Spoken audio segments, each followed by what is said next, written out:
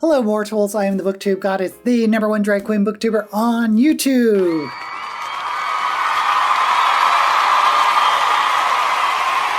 I've been picking a lot of books from Shelve It or Shove It, and I decided to branch out.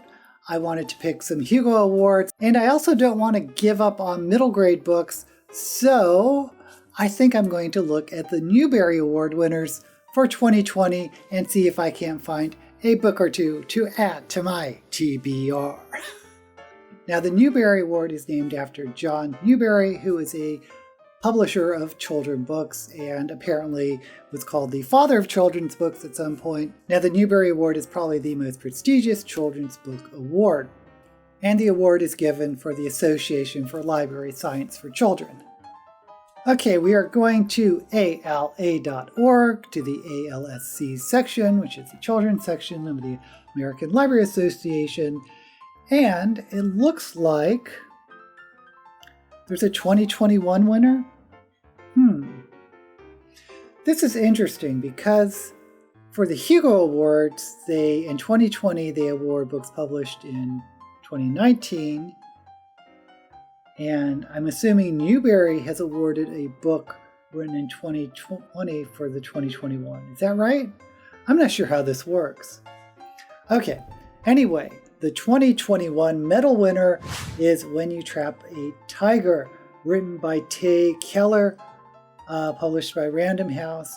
And the blurb is, this masterpiece of magical realism is an evocative story of love, loss, and hope that brings Korean folklore to life. Through her harmonious tales, Lily learns that with stories, we can share our past and shape our future. I think I saw this on Shelve It or Shove It, and I think it was a little young for me. I forget why I didn't pick it. Anyway, it is the winner of the Newbery for 2021. I will pick it up. I hope it's upper middle grade, but I have a feeling it might not be. But let's look at the honor books. All 13, the incredible cave rescue of the Thai boys soccer team.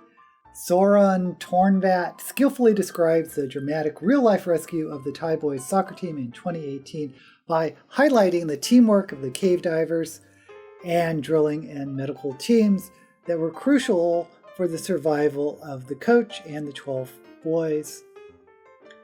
So I'm very impressed that a nonfiction made it to the Newbery. I didn't even know that happens. Not a book I'm really drawn to, but good to know. Next is Bach's Henry Brown Mails Himself to Freedom, written by Carole Boston Weatherford, illustrated by Michelle Wood. Looks like a picture book, so I'm probably going to pass this. I love the title though. Weatherford masterfully recounts the true story, another true story, of Henry Box Brown, who shipped himself to freedom in a box. Oh, it's poems. All 51 poems, with the exception of one, are 6 sayings representing the 6 sides of a box. The poems are filled with emotional intensity and have implications for the present day. So, Box is apparently a book of poetry inspired by a nonfiction event. Okay, I thought it was a picture book. Now I'm curious. I may pick up Box. And by the way, whenever I get poetry, I actually get the physical book because I don't trust the layout of the stanzas in Kindle. Next up, Fighting Words, written by Kimberly Brubaker, not Bluebaker.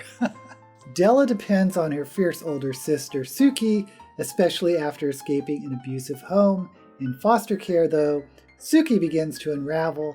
Bradley creates a survival story that transcends, addressing the toughest of topics with honesty, hope, and humor. Sounds interesting, but again, not a book I gravitate to. I'm probably going to pass it, but if you read it, let me know in the comments what you thought. Next, We Dream of Space, written by Erin Entrada Kelly, is illustrated by Erin Entrada Kelly and Celia Crampin.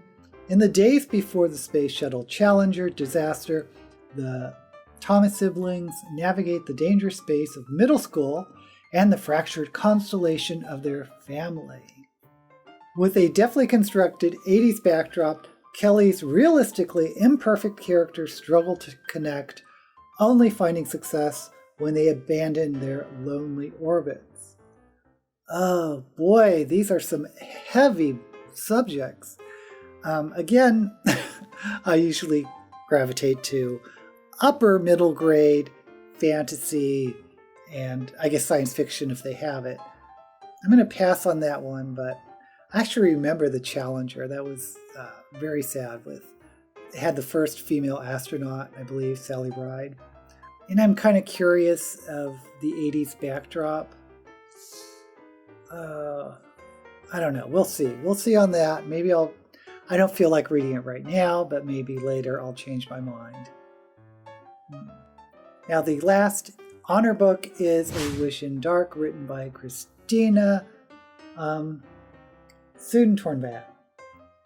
Told in the alternating perspectives of two memorable characters, Pong and Nock, Soontornvat sets the story in the Thai-inspired world of Chaitanya, where light and dark symbolize contrasts between the rich and poor.